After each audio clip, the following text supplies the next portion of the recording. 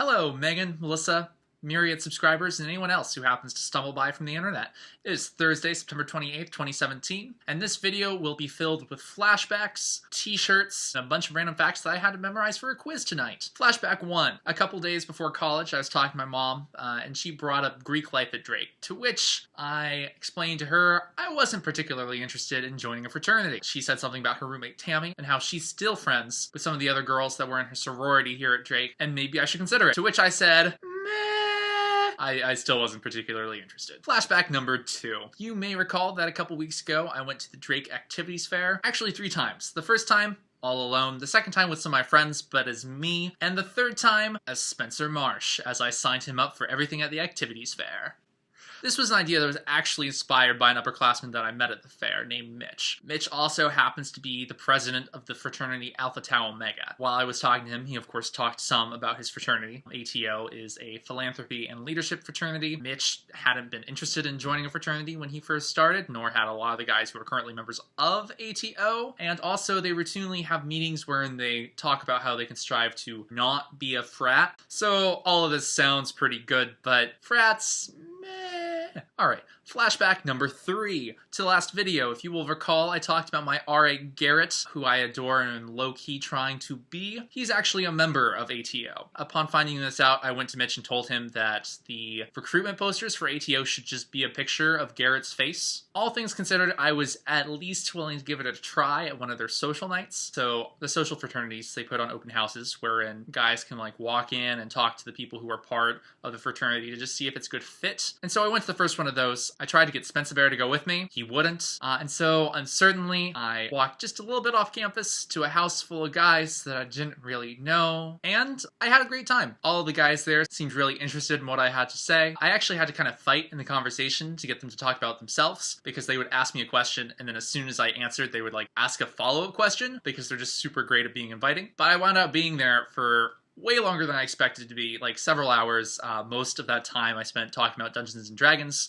with different guys in the house, because apparently they ran a campaign recently and are running more campaigns in the future. Later on, I talked to Garrett a little bit about the whole fraternity process, and apparently how it works is after you go to some of these open houses, if the guys there like you enough, they will offer you a bid as an invite to join. I was going to be gone that upcoming weekend, so I only had one more event that I was able to go to, and at this point I wanted in, because I had had such a great time the night before, so I knew I had to go and make a good impression. So I walked up to the house on the second night, and something unexpected happened. 2 guys who I hadn't met the night before knew who I was, and so we talked for a little bit, and then when there was a lull in the conversation, one of them said to me, "So, how'd you get into hypnosis?" Now, in addition to enjoying actual hypnosis, I really like just talking about hypnosis, so I went on at length about this for a while, and then one of them said, "Hypnotize me." Now, I was a bit nervous because it had been some 2 months since I had hypnotized anyone, but it went well, and I had 2 more volunteers, and all said and done, my entire second night there was basically just me talking about and doing hypnosis, which was fun.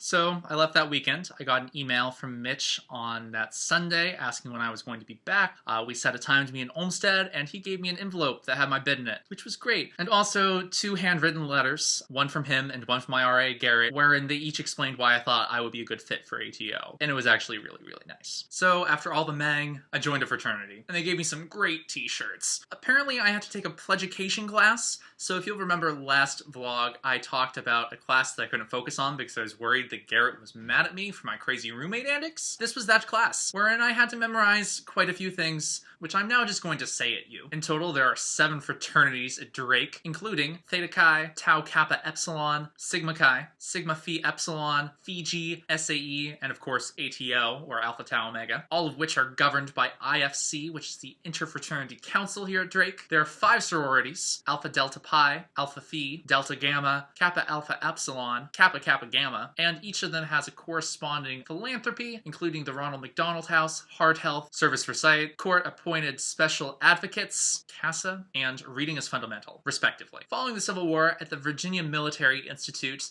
Otis Alfred Glazberg asked Alfred Marshall and Erskine Mayo Ross to co-sign his charter, thus founding ATO on September 11th, 1965. ATO was not founded to imitate or oppose any other fraternity. It was meant to be a national fraternity. ATO was founded to bring peace and brotherhood to the nation rather than just fellowship to a fraternity, and it was based around Christian rather than Greek values, or as they say, Jesus Christ and his teachings are at the center of ATO. In 1870, ATO started to fizzle out, and in 1878, it said that it was refounded by then-President Joseph R. Anderson. Our current president of ATO is Dr. Tim Clipson, and our chief executive officer, Win Smiley. And in addition to all that, I also had to memorize the Greek alphabet, which I'm going to try and recite now, although my pronunciations may be way off because I've only done it in writing so far. Alpha, beta, gamma, delta, epsilon, zeta, eta, theta, iota, kappa, lambda, mu, nu, z, omicron, pi, rho, sigma, tau, upsilon, phi, chi, psi, omega. Honestly, guys, it's all Greek to me. Love and respect, and all the best, guys.